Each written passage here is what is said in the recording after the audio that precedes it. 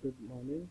I hope the test was fine and all the students have submitted the test on time and avoided the negative marks for late submission. Uh, First of all, students, maybe these tests can be used for your internal assessment. So keep in mind that these tests have to be given with full focus, and not these tests are not just hearsay. They can be used for your internal evaluation. So try to learn the things and then only give the test. Okay, don't just give up the test. Okay, it's a test, let's give it. You try to learn first and then give the test. So the today's test was about anatomy and embryology of the eye, and it was scheduled by anatomy was taught by Dr. Zinn and embryo by me, and we have had made the test for you. I hope this test is at par with the level of your studies. Okay, so the first question of the test was, the transparent lens in the human eye is held in its place by. Okay, the transparent lens. You know that lens is transparent due to the various causes like metabolism, and because it does not have a vascular supply, and this transparent lenses in the human eye is held in its place by. Where is the lens located? Behind the iris. Behind the iris, and it is held in its place in front of the vitreous by suspensory ligaments. By the suspensory ligaments. And these suspensory ligaments attach which structures the ciliary body, the pars plicator, and the capsule of the lens. Some suspensory ligaments attach to the equator, others attach to the interior capsule, and some to the posterior capsule. And these suspensory ligaments have a role in the accommodation reflex. When the eye is looking at a near object, the ciliary bodies will contract. When the ciliary bodies contract, these suspensory ligaments slack down and the lens is allowed to bulge. If the eye is focusing at a distant object, these ciliary bodies don't contract and these suspensory ligaments are pulled very tight, which pull the lens fully, and hence the lens will be focusing on the distant object, and the power of the natural lens will decrease to focus on a distant object. Okay, the transparent lens in the human eye is held in its place by ligaments. Which ligaments? The suspensory ligaments. Suspensory ligaments because they suspend the lens, which are attached to the pars plicator part of the ciliary body. You may remember that these do not originate from here. These originate from the ora serrata, go through the pars plana, and after the ciliary processes, this is the functional origin. The original origin is ora serrata of the suspensory ligaments. Okay. The next question in your test was, the fovea in the mammalian eye is the center of the visual field wherein. So, the fovea, first remember, the fovea is a part of a macula. The fovea is a highly sensitive structure. Okay. The fovea is a part of the macula. And what is the macula part of? Macula, the structure of macula is a part of the retina. Okay. So the retina has distribution of rods and cones to focus on the dim light objects and the bright light objects respectively. So, the fovea in the mammalian eye. What does fovea contain? Rods or cones? It has no rods, but a high density of cones, and this graph explains that. At the fovea, if we go from outside of the retina, 70 degrees from the fovea to the 0 degree, that is the fovea, the rods keep on increasing towards the center.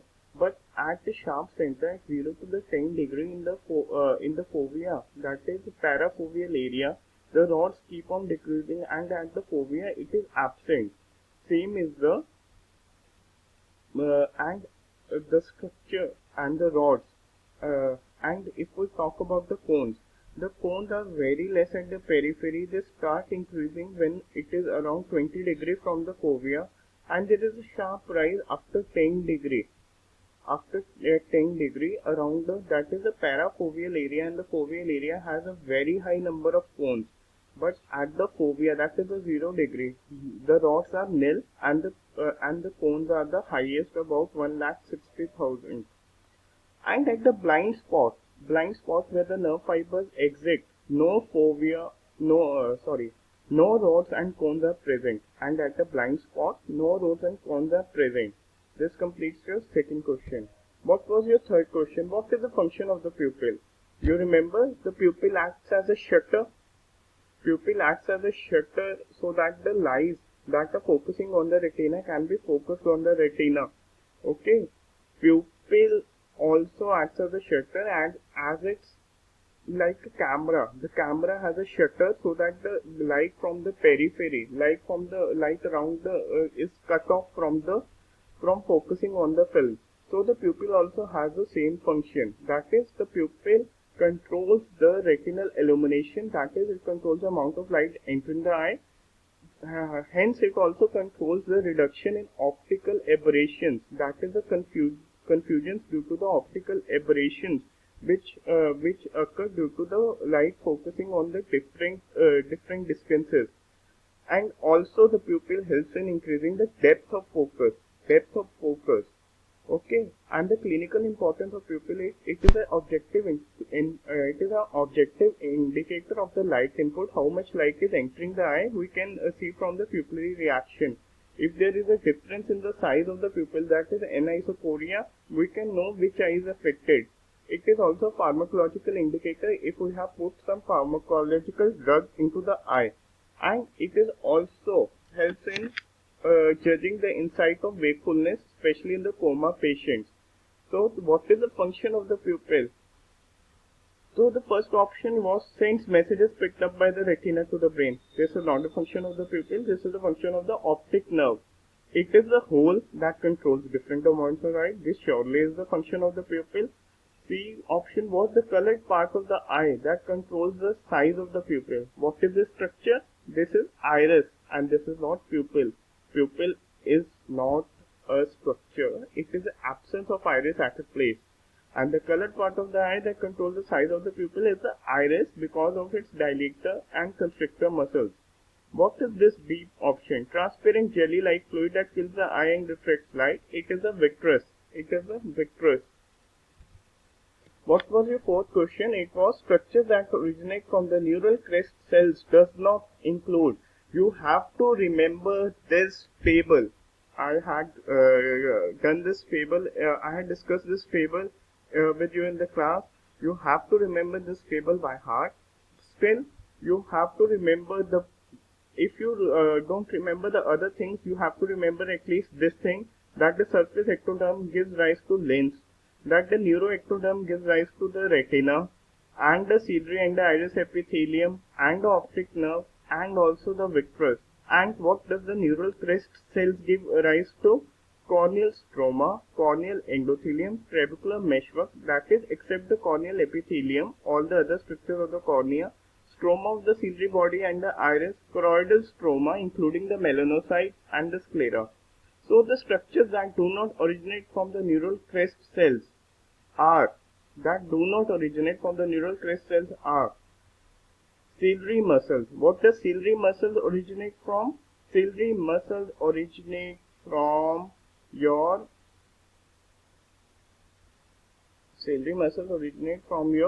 mesoderm. Ciliary muscles originate from mesoderm, that is the overlying mesenchyme, and not from the neural crest cells. Don't confuse ciliary body and the iris stroma to the ciliary muscle. The muscle originates from the mesoderm, that is the overlying mesenchyme. What was the next question? The next question in your test was, out of the following statements, the true is, the volume of the interior chamber is about 10 times that of the posterior chamber. No. The volume of the interior chamber is just 4 times that of the posterior chamber. What is the interior chamber and the posterior chamber? Interior chamber is the space in front of the iris and behind the cornea, and the posterior chamber is the space behind the iris and in front of the lens and the zonules. The interior chamber measures about 5 mm in the normal adult. No, the central interior chamber depth in the center of the center is about 3 mm and not 5 mm. The next option was the lens separates the interior chamber from the posterior chamber. No, the iris separates the interior chamber from the posterior chamber, and the lens and the zonule separate the interior segment from the posterior segment. The interior segment includes both interior chamber and the posterior chamber. Okay. What was the next question? Structures that enter the orbit through the annulus of Zinn. You would remember that the annulus of Zinn has 3536, that is, the 3536 is the superior division of the oculomotor nerve, the nasociliary nerve, which is the branch of the fifth nerve, the inferior division of the oculomotor nerve, and the abducens nerve.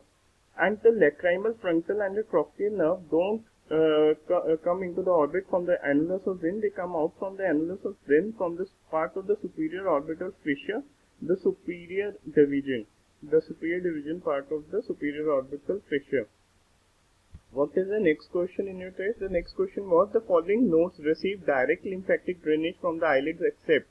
You remember that the 2/3 of the upper eyelid supply gives its lymphatic drainage to the superficial parotid lymph nodes.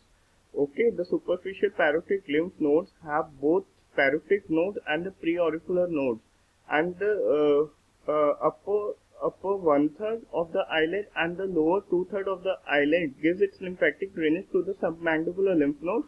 So by exclusion, the answer will be the submantle nodes. The submantle nodes are concerned with the oropharyngeal cavity, and they are inflamed when there is oropharyngeal infection or tumor. The next question was with regard to the normal infant eye, the true is. So the normal infant eye, the axial length is 16 mm. The axial length is 16 mm, which is just 70% of the axial length of the adults. The axial length in the adults is about 24 mm. Okay, 24 mm. What is why are the other statements false? We will go through one by one. That the interior chamber depth is deeper than that of adults. No, the interior chamber depth in the infants is shallower than the adults. The normal corneal diameter is about 12 mm in infants.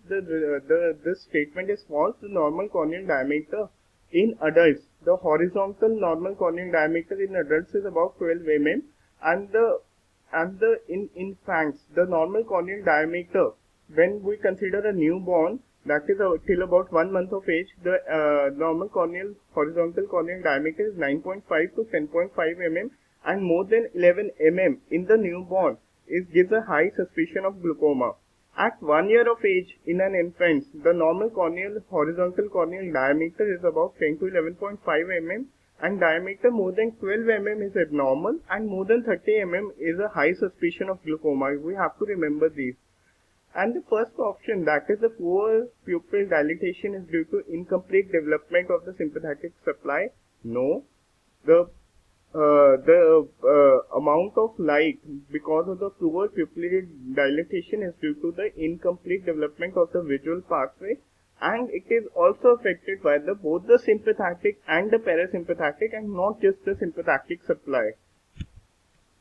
What is the next question? The next question was the optic chiasm is not supplied by. We remember the circle of Willis structure, and thus we will see the structure supplying the optic chiasma are the interior cerebral artery and its branches. That is, the superior aspect is supplied from the interior communicating artery and the interior cerebral artery, and the inferior aspect is supplied from the branch of the internal carotid artery, branch from the posterior communicating artery, and the inferior superior hypophyseal artery. So, by exclusion, the artery which does not supply the optic chiasm is the ophthalmic artery. The ophthalmic artery gives from its branches, central retinal artery and posterior ciliary branches, give supply to the globe, and not the optic chiasm. The optic chiasm is supplied by the interior cerebral artery and its branches, and the posterior communicating artery and interior communicating artery. You have to remember this diagram to see the supply of the optic chiasm. Okay. The next